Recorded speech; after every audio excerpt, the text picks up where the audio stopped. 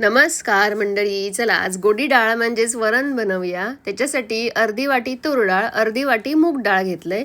डाळीना स्वच्छ असे धुवून घेऊया आणि कुकरच्या डब्यामध्येच डाळीच्या वरती पाणी ठेवलंय. 4 हिरवे मिरची उभे चिरून घेतलंय, 1 टोमॅटो कापून घेतलंय आणि थोडीशी हळद टाकतंय आणि मस्त डाळ शिजवून घेतंय.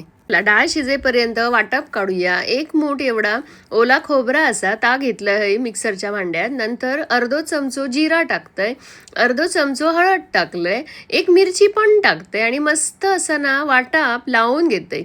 बघा इकडे वाटप रेडी झालेला असा. चला डाळ फोडणी घालते. पातेल्यात मस्त असा 1 चमचो तूप घालते. तूप गरम झाला, 4-5 लसणीचे पाकळे ठेचून टाकले, थोडं कढीपत्तो टाकलंय, 1 चमचो जिरा आणि 1 चमचो मोहरी घालून मस्त भाजून घेतलंय. आता हिंग सुद्धा टाकते थोडं. नंतर शिजलेली डाळ सुद्धा बघा टाकून दिले पातेल्यामध्ये आणि डाळ ना छान अशी ढवळून घेतले. आता आपण ना वाटप सुद्धा घालून घेऊया. हे वाटप घालतंय आणि सोबत ना वाईज मिक्सरच्या भांड्यातून पाणी सुद्धा घालतंय आणि मस्त अशी आपली डाळ ढवळून घेऊया. आता ना डाळीमध्ये थोडा चवीनुसार मीठ घालूया आणि डाळ शिजली आहे बघा आता आपली मस्त.